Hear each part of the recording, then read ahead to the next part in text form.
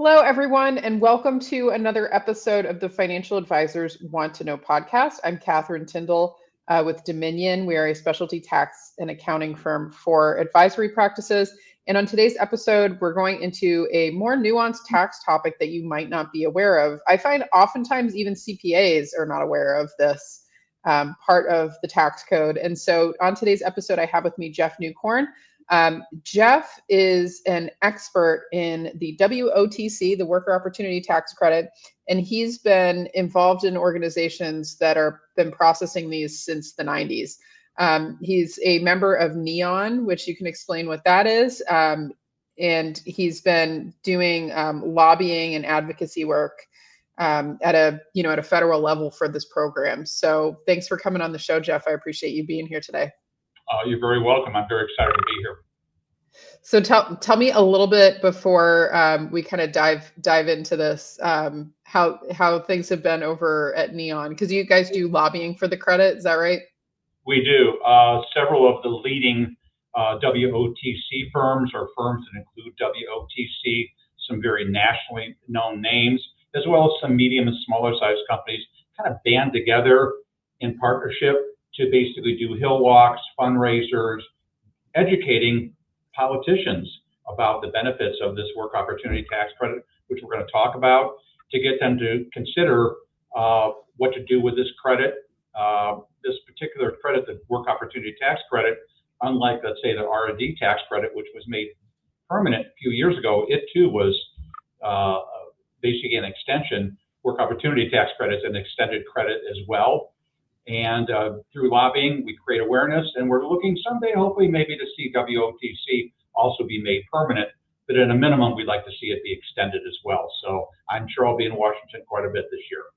Yeah, it's going to be a very interesting year for tax policy, that's for sure. I just saw a recent bill, this will date it from whenever people are watching this. I saw a bill go in last couple of days for the fair tax bill of just basically scrapping the whole income tax code. I think this is something that happens like every time that there's a new Congress seat sitting, they'll put it through. It's this organization that's been doing it, but it's going to be a really interesting year. It's almost like a Super Bowl year for us in tax world. But so for advisors who don't know what the WOTC is, can you give a brief background on what the credit is? And just, some highlight points of what someone who's not going to be doing this work, but what they basically should know about it from a high level. So at its simplest form, the work opportunity tax credit is a federal income tax credit, not a deduction. It's an actual credit. And the credit this particular program, WOTC, has been known by previous names, TJTC and others, for almost 40 years. The latest iteration, I believe, WOTC was signed into law in 1996 or 1998, which is about when I started doing this. The credit is essentially a reward or a give back to companies that are hiring people from groups, target groups that are considered to have barriers to employment. So who might those be? People on food stamps, people on welfare, unemployed, disabled veterans, recent ex-felons. You kind of get and there's a couple other groups, but you kind of get a sense that the government is looking to create good policy to give business owners some sort of incentive to level the playing field, to make it easier for people with those barriers to actually be considered for a job if the employer knew that they might be getting a couple $1,000s or such for actually hiring and maintaining this person. Yeah, and in terms of a credit benefit, what's the typical benefit for a hire that meets those qualifications? Well, the answer is really twofold, Catherine. If you Googled or ChatGPT now the work opportunity tax credit, you're going to see a lot of mention that it's a $2,400 tax credit. It is, for the most part. But in actuality, because it's based on how long a person works there, these credits are pretty popular in high turnover industries, restaurants, grocery, hospitality. And sometimes if people don't stick around long enough, to maximize the credit. So the actual credit, the real credit for hiring some of those folks is somewhere around $1,000 to $1,100 a person. Still nothing to sneeze at, but when you're hiring dozens or hundreds or thousands of people, and many of the large employers, the Home Depots, Walmarts, Marriott's, et cetera, they're all over this credit because the credits are probably in the millions for them. Smaller for smaller businesses, but yet significant. Yeah. So for advisors, I feel like from their perspective for themselves, for their firms, typically they're not going to be hiring from those groups, but this is probably more something for them to think about for their business owner clients. Is that right? It is, and it's my belief that when a financial, and I'm not in the financial advisory field, so I don't want to speak for them, but when they're out there giving counsel to their clients, obviously they're focusing on their core work that they do, but also things that they hear in the marketplace, things that they learn through education webinars like yours, where it's like maybe they could add a little value to their client beyond what they're already doing, or showing that they're perhaps a little more in tune with the benefits that are out there than the next person who might be trying to edge in for some of the business. I think it can be very on the offense, but also very defensive for people in the finance area, whether it's financial advisors or CPAs, et cetera. I think they're I would recommend that they actually take a little more serious look at these credits, WOTC and others, to basically differentiate themselves from, and keep their clients knowing that they're doing everything they possibly can to keep more of the money they make. Yeah, absolutely. And so for advisors who are thinking about like implementing, maybe a question of, hey, I see that you have a lot of employees at your company that you own, and it, maybe a higher turnover kind of industry, like you were saying, retail, food service. Are there other industries that tend to be, popular for the credit, or, other things that maybe they should know for, like, who might be groups that would be good to keep this in mind for us and for employers? Catherine, what I did mention is groups like staffing. The staffing industry has been pretty popular amongst all types of staffing companies, industrial, security firms, hospitality, I mentioned before, in-home care, people who are going in-home and doing non-medical. We have clients in that arena as well. Mm-hmm.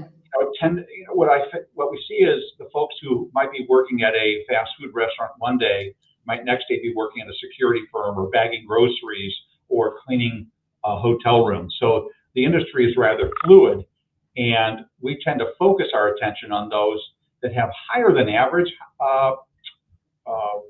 turnover, but it's not limited to that. It's not a requirement that you have a certain level of turnover.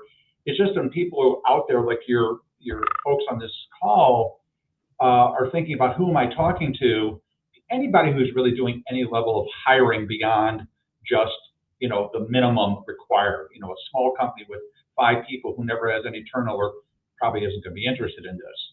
But a company who has 10 people who might turn over 50%, all of a sudden one of those 5 hires might turn into a few $1,000s of tax credits. It's worth a mention. And I will tell you that most of the people in our industry perform the service based on contingency. So there's no risk for potential businesses to take a little more than a casual look at this, asking, well, what's the risk here? What's my benefit? The benefit, as I mentioned before, in terms of the $1,000 per head, but also the risk is really nil because there's no charge for companies to do this unless we can, provide that value for our clients. Yeah, no, that's great. And then I think in terms of, on the final product side, in terms of like claiming a credit like this on your tax return, it's a pretty straightforward process from the income tax professional side. But from your perspective as the ones, figuring out what the credit amounts are and that sort of piece, what kind of process is involved for companies to, look into participating in this and actually going through with it? Just a slight interruption in this conversation. I wanted to bring to your attention 2 things that are important for you to know. So we're always at the mercy of social media algorithms. So if you can subscribe to the show, that would mean a lot to me. Even more to me if you can leave a rating and let me know what you think about it. But we have a new newsletter that's coming out. It's going to be very active in 2025 that is specifically around tax issues that I'm seeing advisors face in their own practices, changes in legislations, and the pieces that I think are critically important for you to stay ahead of as an advisor with the new administration. So nearby, wherever you're interacting with this, will be the link of how to sign up for our newsletter. Also nearby will be the link to my LinkedIn, which is the best way to get in touch with me, learn more about what we're doing for advisors in the tax strategy and compliance work that we do, and also to get access to the various tools and interviews and things that I do, specifically designed to help you improve your practice, improve your own tax situation, etc. So let's get back to the episode, and thanks for tuning in. Well, that's a really great question, because people who are unfamiliar with this might think, oh, this could be a lot, very difficult, complicated, and a lot of resistance about this. And when I started this business 27 years ago now, much of what I'm going to describe to you was done on paper, both on, I call it the front end and the back end. And even though the benefit was great, sometimes people are like, I'm busy, I don't know if I want to do the paperwork. Skip forward to recent times. This particular credit, from an administrative standpoint, what we tell people is this. We're basically, as you alluded to, are doing most of the heavy lifting related to this service. What does a particular, let's say, restaurant need to do? Well, these days, many businesses, large and small, are using onboarding systems of various types. And in an onboarding system, many of us have either been through them or know of them. It basically asks the applicant a few questions about themselves, and then eventually it gets to setting up banking stuff and payroll stuff. And in that process, the work opportunity tax credit can be inserted as a task in the place of the 10 things that someone might do in an onboarding sequence. And that task would essentially be a survey, a web-based survey that asks, are you on food stamps? The next one, are you on welfare, et cetera? Probably takes 3 minutes, 2 or 3 minutes for the applicant to do as part of the overall. So that's how the information comes in the system, which we then manage with the various Department of Labor offices around the country, the state workforce commissions, waiting for an answer. If someone identifies themselves as on food stamps, we have to make sure that the state agrees, depending on where the states are. We work in all states, but each state processes them separately. So you go, okay, that's great, Jeff. So they determined you did hire somebody on welfare. What happens then? Well, again, in the world, the digital world we live in, we're getting data from our clients, payroll data, fed to us electronically. Every time they cut a payroll, they send us their payroll data so that we can take and kind of mash that together, looking to see who did you hire, who is approved as a food stamp recipient, how much money did they make, how long did they work, and our system calculates the credits ongoingly throughout the year.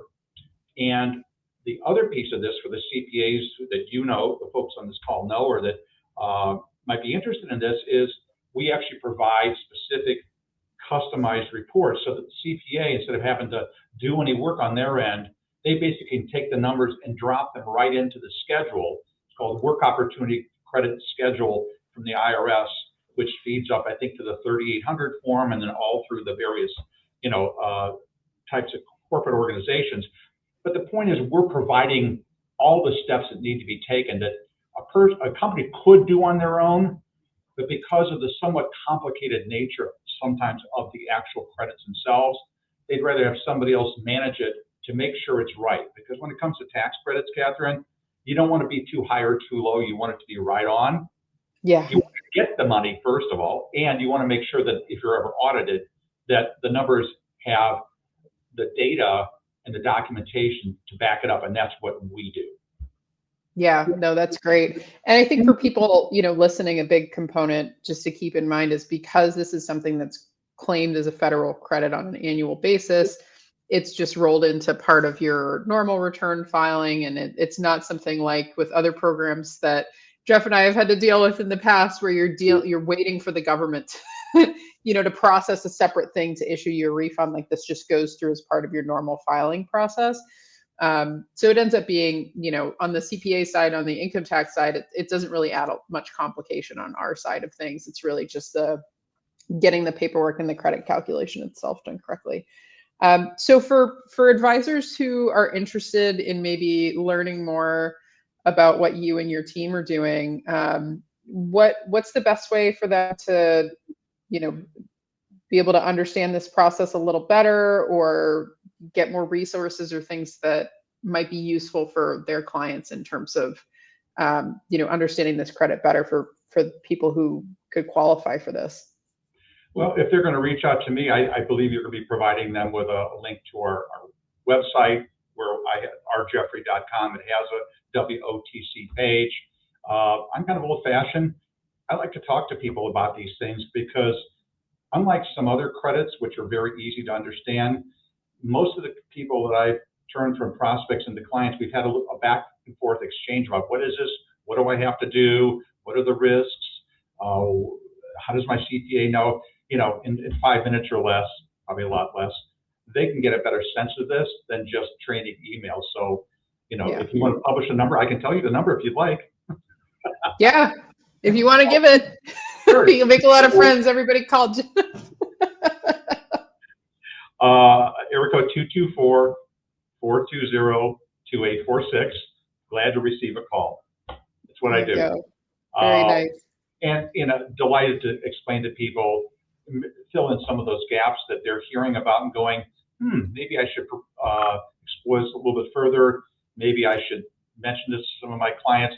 I'm not the only person, believe it or not, that does this work opportunity tax credit. There are some very big companies, which your audience may have connections in with some of the larger, the big four accounting firms, or some large companies like Experian and Equifax and, First Advantage and Maximus. They do these credits as well. Our specialty tends to be more on the non, Walmart, Marriott, Home Depot side, and more into the smaller businesses, fast food, Burger King, McDonald's, Culver's, etc. So, we cover a pretty wide swath, but in this industry, there's the very big, and there's the others who are more suited.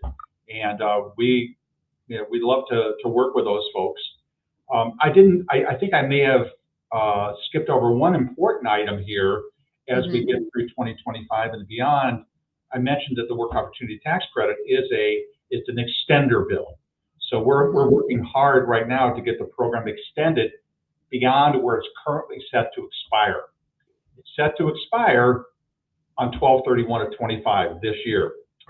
So this is the year when we really start heating things up, trying to get a 2 or 3 or 5 year extension. The last extension we got was in 2020, when the ERC and WOTC kind of got rolled together as COVID was happening. So we were great.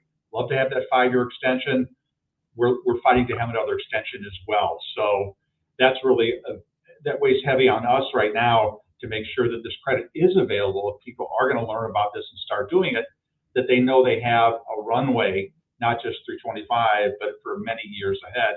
And one strange thing nuance about our business is, in the years I've been doing this particular program, and after Congress, has actually expired 8 times. So our work in getting the Congress and ultimately the president to sign off and extend this credit has been, a nail biter at times for us, just to continue to work, because if it's not extended, our raison d'etre goes away. Yeah. No, that's continuity in the tax system is a nice thing, in my opinion. I like being able to plan beyond a 2-year window, but we'll see how this year goes. Well, I've learned to have a stomach and the patience for this. It's what I love to do, but I'm willing to, absorb some of the risk on behalf of my clients. It's actually good public policy. These type of credits are popular on both sides of the aisle. They're popular for government to help redistribute money. And you know what? The people who benefit from these, the applicants who might not ordinarily get a job, might be looked at a little differently by an employer who knows that they're screening for these people, and maybe give them a nod over somebody they're competing for the same job. The employer knowing, I'm going to get 1,000 or 2 in tax credits, maybe I'll give this person who's qualified an opportunity. So it's whichever way you look at it, it's really a good credit. It just hasn't received the level of popularity that some of the credits you and I both know have, either recently or in the past. And by doing education like this, it helps your audience and others spread the word about good tax policy good tax credits that are out there that may not be right right under their nose here. And these new things are for the benefit of everybody. And I've been telling anybody who will listen about the work opportunity tax credit for 27 years right now, and I'm not done. Yeah, no, that's great. So for those of you listening who are interested, give Jeff a phone call. We'll post post his number below this. And any final thoughts that you have for the audience before we sign off today, Jeff? No, just be out there talking to people and see how they respond to this. I think what you're going to find is your audience will have a lot of folks out there who do not know about this credit, who will be glad that it was brought to their attention. Yeah, absolutely. So for those of you listening, this was another episode of the Financial Advisors Want to Know podcast. And I want to thank you again, Jeff, for coming on. Appreciate you taking the time. You're welcome, Catherine. Thank you for having me.